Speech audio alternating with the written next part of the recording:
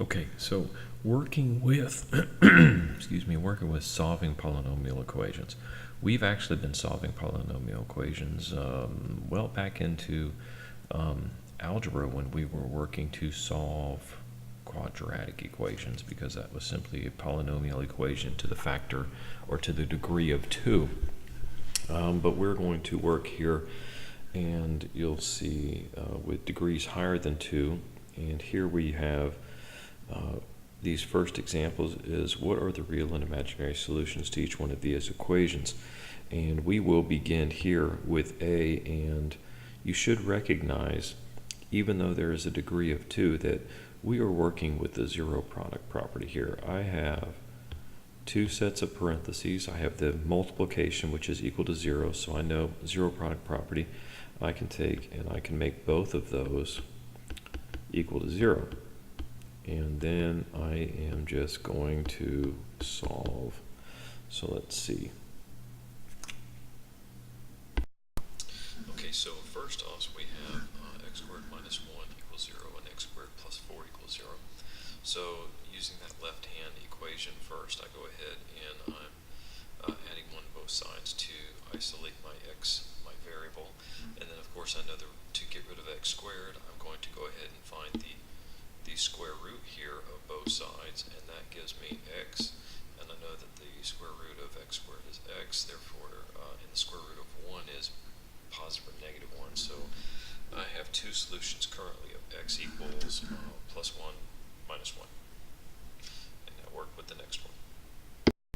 And as I do that solution, I know that move 4, subtract 4 from both sides, then I'm going to work through the process here, and I end up having x squared equals negative 4, finding the square root of both sides here, and then I can break the square root of negative 4 up into negative 1 times the square root of, positive 4, square root of negative 1 times square root of positive 4, and then I know the square root of negative 1 is I, and then the square root of 4 is going to be plus or minus 2. So I have 4 total solutions, x equals plus or minus 1 and x equals plus or minus 2i. We have 2 real solutions, 2 imaginary solutions.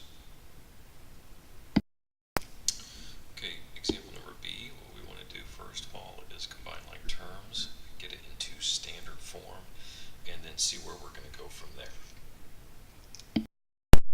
Alright, now that I've gone ahead and combined like terms, I've moved all my information from the left using inverse operations to move it over to, or from the right to move it over to the left, and I end up with 5x to the 5th minus 5x to the 4th plus 6x to the 3rd. Hopefully you can recognize here that I do have a greatest common factor, and it looks like all of these can be divided by x to the 3rd, or I can factor out x to the 3rd, and that's going to leave behind x squared minus 5x plus 6. And we should be able to go from here with the zero product property to solve this now quadratic equation. So I was able to factor that one out. Negative 3 and a negative 2 will multiply together to give me 6, and when I add those two together, it will give me negative 5. So there are my factors. So I know that I have x equals x cubed equals 0, x minus 3 equals 0, and I have x minus 2 equals 0. And we know then that x is going to equal 0, 3, and also 2. Those are my solutions. Okay, this next example, as we go through, I have x to the 4th equals 16, and we're going to actually, we'll do this 2 different ways, but I know that I can, in order to get rid of the 4th root, I could, if I didn't know what else to do, I could possibly find the square root of x to the 4th. I could find the square root of both sides, and I know that the square root of 16 is going to be plus or minus 4, and the square root of x to the 4th is going to be x squared, and now I see x squared and I have 4. I can go ahead and do the square root property again and have x equals plus or minus 2.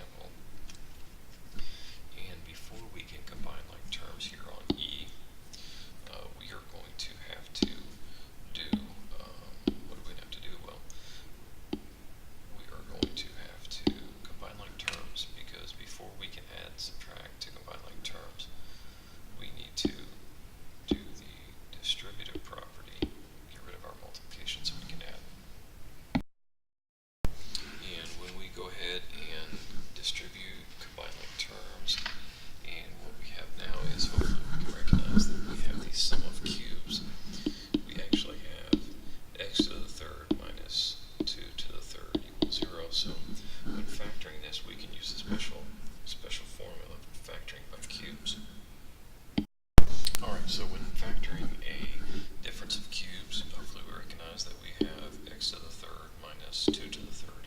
So those are both cubes. And looking at my formula over here, we have a cubed minus b cubed equals, factoring, it would be a minus b times a squared plus ab plus b squared. So all we have to do is go ahead and replace our factors, or our values of a and b, into our formula. And let's see.